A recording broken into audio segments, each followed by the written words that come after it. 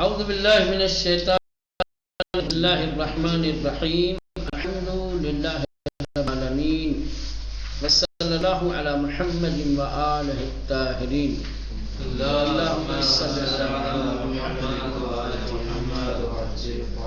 خوب بیشتر بدانیم اسلام و علم، بیشتر بدانیم میں اسلام اور علم کے سلسلے میں آپ کو مزید جانکاری دیں گے. اسلام میں علم کی کیا اہمیت ہے، اسلام نے علم و دانش کے سلسلے میں کیا تاکیدات کی ہیں.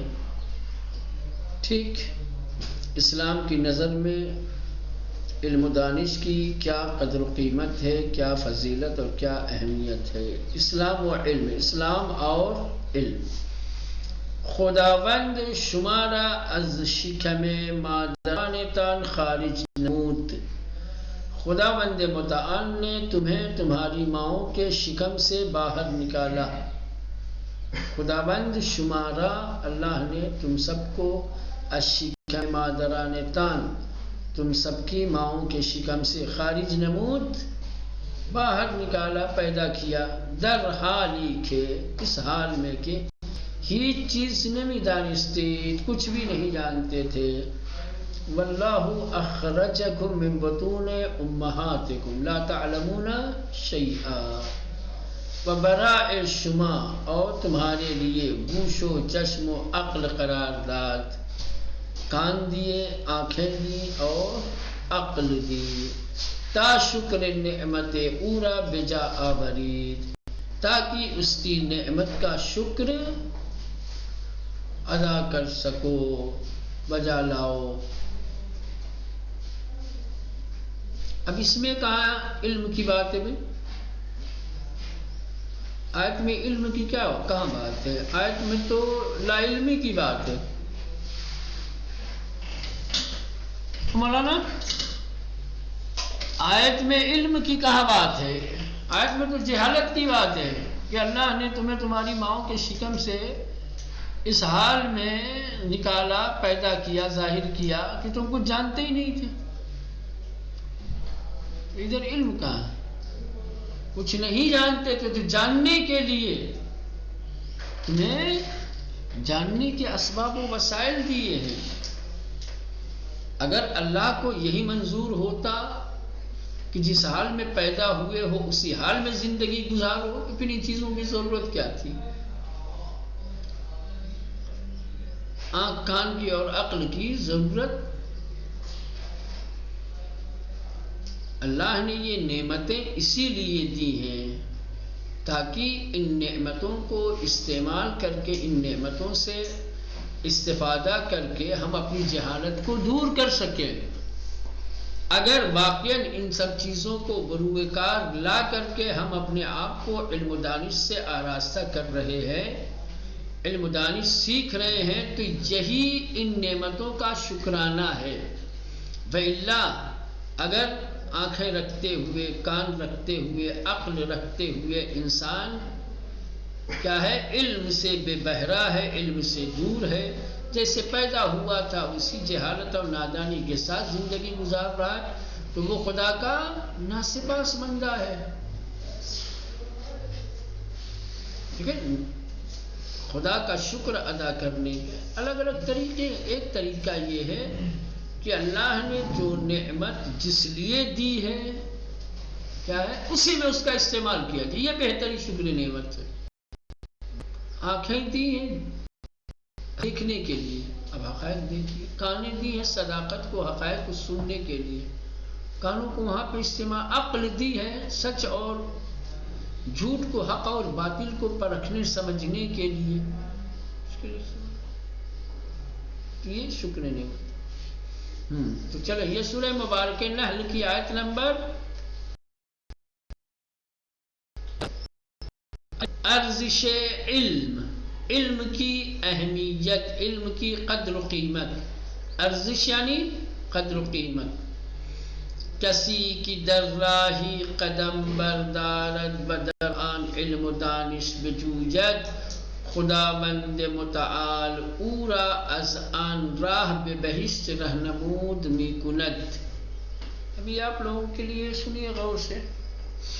جو شخص کسی راستے میں قدم اٹھاتا ہے، کسی کے جو شخص در راہی کسی راہ میں قدم بردارت قدم اٹھائے و در آن اور اس راہ میں علم و دانش بجوجت، کیا ہے؟ علم و دانش حاصل کرے.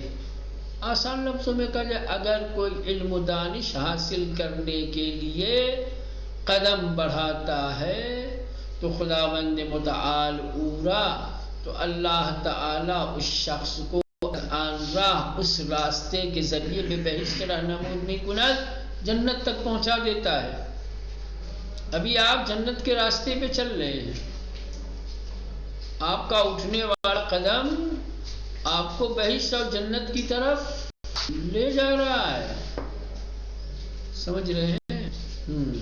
چونکہ آپ نے علم و دانش کے حصول کے لیے، علم و دانش کے راستے میں آپ نے قدم اٹھایا ہے، آپ یقیناً بہشت اور جنت تک جائیں گے. اللہ آپ کو اسی راستے کے ذریعے سے بہشت اور جنت تک پہنچائے گا، رہنمائی. وہمانا فرشتگان با خرسندی، اور بے شک، ہمانا یعنی بے شک، ملائکہ اور فرشتے با خرسندی، شادمانی کے ساتھ، خوشحالی کے ساتھ، بالہائے خیشرا، اپنے پروں کو، برائے طلب کنندے علم، علم حاصل کرنے والے کے لیے، پہنمی کند، پھیلا دیتا ہے، بچھا دیتا ہے. کم فضیلت ہے. واقع آدمی سمجھتا نہیں. ایک طالب علم کی یہ اہمیت ہے، ایک طالب علم کی یہ شان ہے کہ اللہ کے معصوم فرشتے اس کی راہ میں اپنے پروں کو بچھا دیتے ہیں. دل لگا ڈال کے بچھا دے تو کم ہے، ادھر تو مسلح کھینچ لیا جاتا ہے.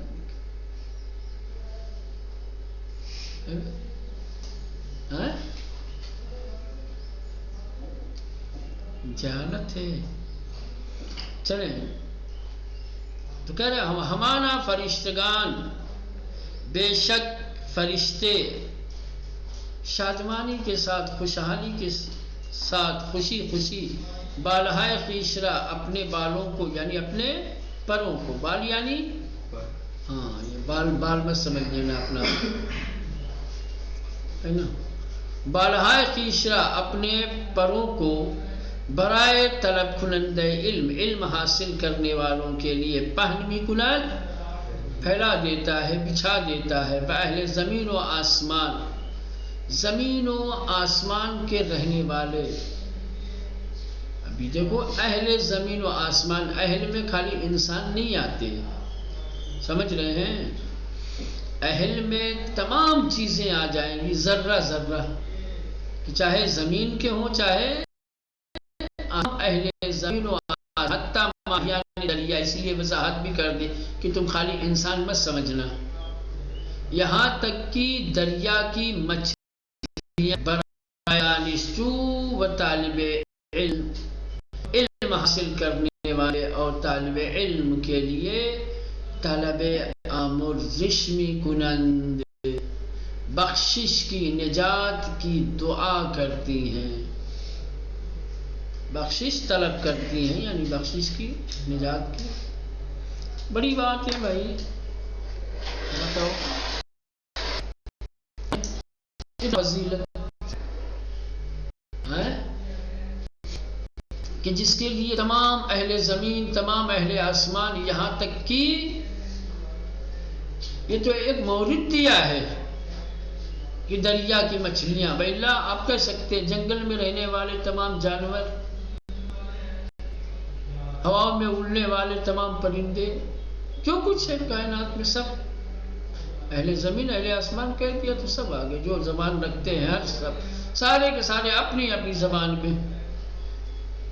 آپ لوگوں کے لیے، طالب علموں کے لیے کیا ہے؟ بخشش طلب کرتے ہیں، مغفرت کی دعا کرتے ہیں. و برتری عالم بر عابد مانند برتری ماہ بر شب چہاردس. کہہ رہے کہ عالم کی عابد پر فضیلت اور برتری،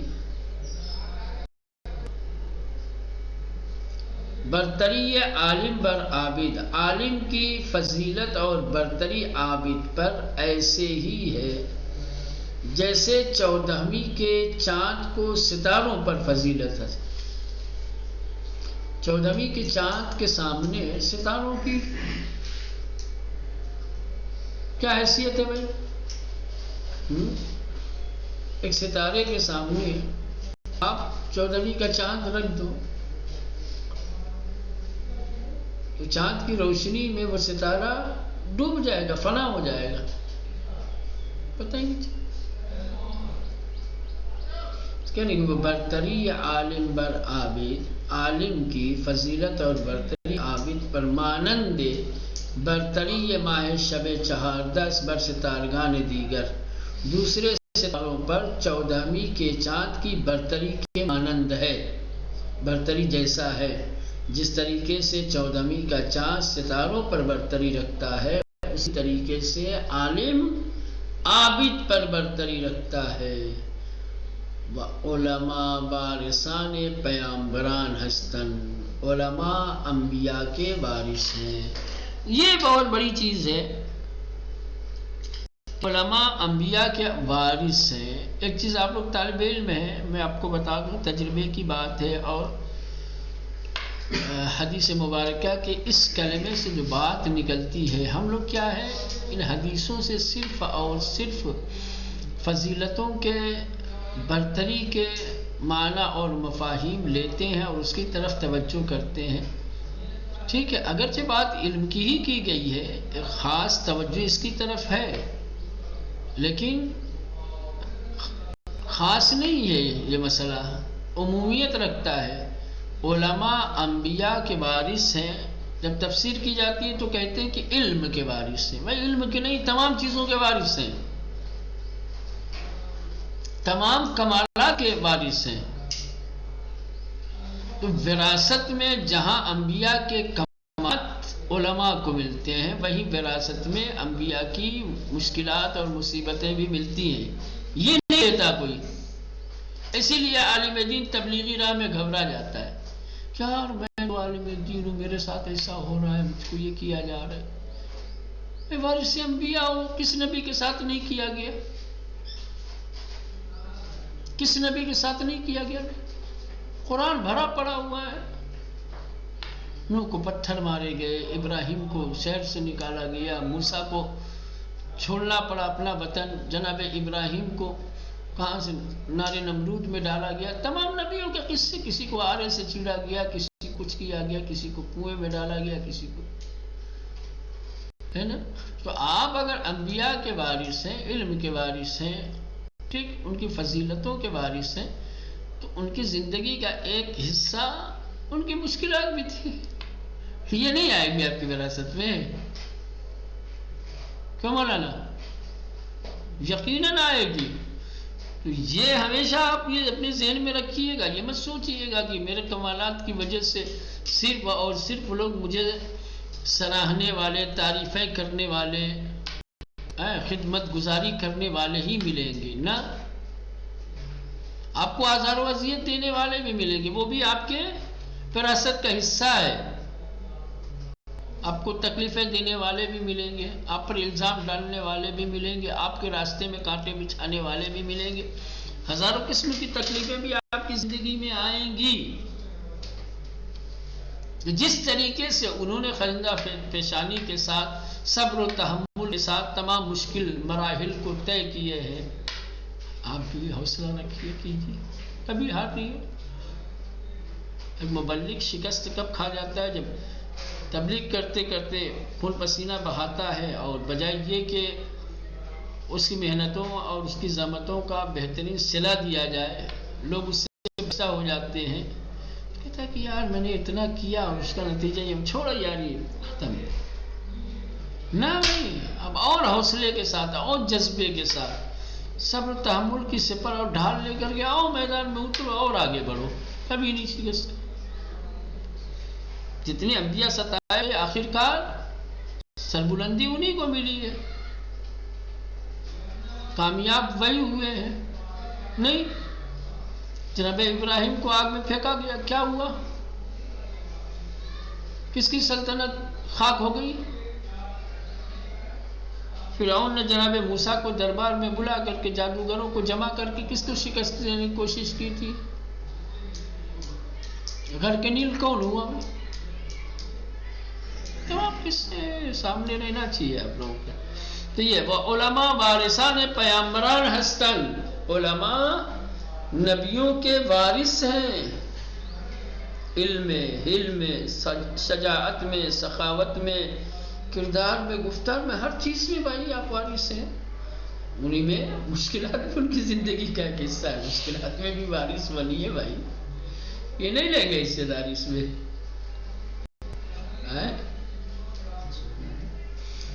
ہر کس از دانش آنها استفادے کند، جو شخص ان کے علم و دانش سے فائدہ اٹھائے گا، یا جس نے اٹھایا، بہرے فراوانی بردیاس، اس نے بہت فائدہ اٹھایا ہے۔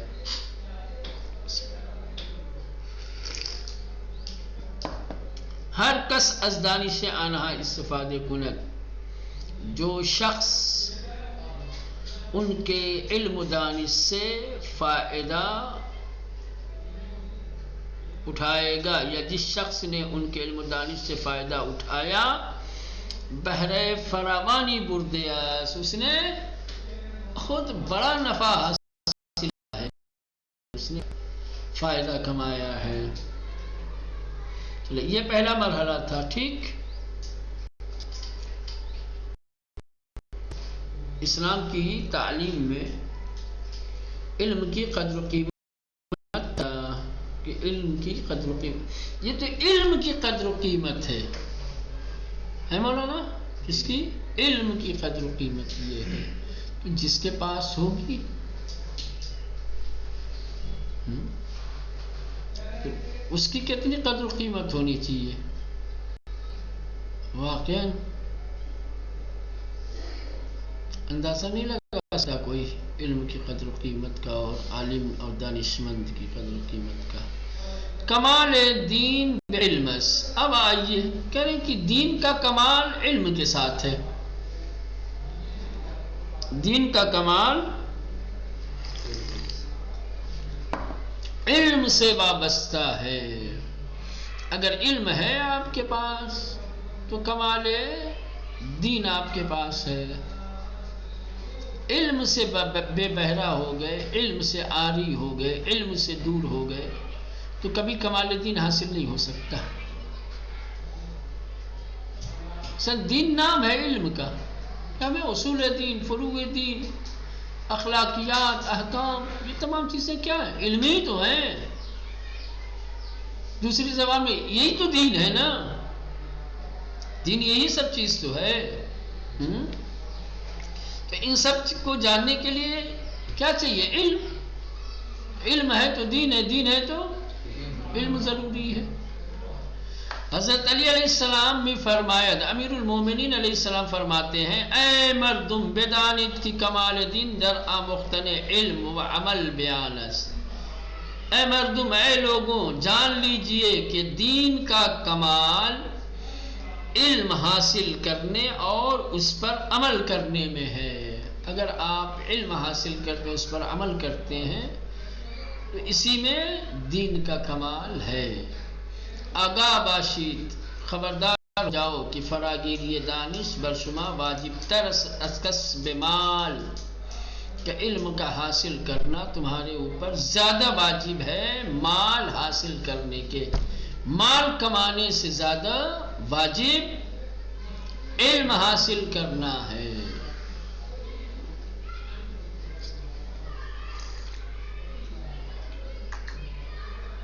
لیکن پھر بھی دنیا کا کی جو سنت بن چکی ہے اور جو ہمارے سماج اور معاشرے میں جو ذہنیت پائی جاتی ہے اس ذہنیت کے اعتبار سے کیا ہے، علم کو مقدمہ بنایا جاتا ہے مال کے کسب کا۔ جو چیز زیادہ واجب تر ہے اگر اس پر عمل بھی ہے تو اس لیے نہیں کہ اس سے ہمارے اندر کمال پیدا ہوگا، خوبی پیدا ہوگی، یا یہ میرے لیے زیادہ ضروری تھی نا، وہ اس لیے کہ اس سے بھی بڑی ایک چیز ہم کو حاصل کرنی ہے، وہ ہے مال۔ یعنی علم کیا ہے؟ مال بڑا ہے، یعنی مال اوجب ہے اور علم واجب ہے۔ مال وسیلہ ہے، علم وسیلہ اور ذریعہ ہے، اور مال ہدف ہے، جبکہ دینی تعلیم کے اعتبار سے مسئلہ برعکس ہے بھائی، سمجھ رہے ہیں؟ مقصد علم ہے اور باقی چیزیں کیا ہیں؟ اس کا ذریعہ ہے، اس کا وسیلہ ہے، لیکن ہم نے بالکل الٹے اس کے بنا دیا ہے۔ علم کی جو مقصد تھا اس کو وسیلہ بنا لیا۔ آج ہم اور آپ یا ہمارے بچے یا ہمارے گھر والے کیوں پڑھ رہے ہیں بھائی؟ پڑھ لے گا تو پیسہ کمانے لگے گا، پڑھ لے گا تو اچھی نوکری مل جائے گی، ہے نا؟ یہ نہیں کہ پڑھ لے گا تو اچھا انسان بن جائے گا، پڑھ لے گا تو باکمال انسان بن جائے گا، پڑھ لے گا تو کمال دین اس کے اندر پیدا ہو جائے گا۔ جیسی نیت ویسی کتابوں کا علم آ جاتا ہے لیکن کمال نہیں آتا، مال آتا ہے، کمال نہیں آتا، مال آتا ہے علت نہیں آتی۔ آگاہ باشد، خبردار ہو جاؤ، جان لو کہ فراگیری دانش علم کا حاصل کرنا، فراگیری حصول طلب، علم کا حاصل کرنا، طلب کرنا برشمار تمہارے اوپر واجب ترس، زیادہ واجب ہے از کسب مال، مال حاصل کرنے سے۔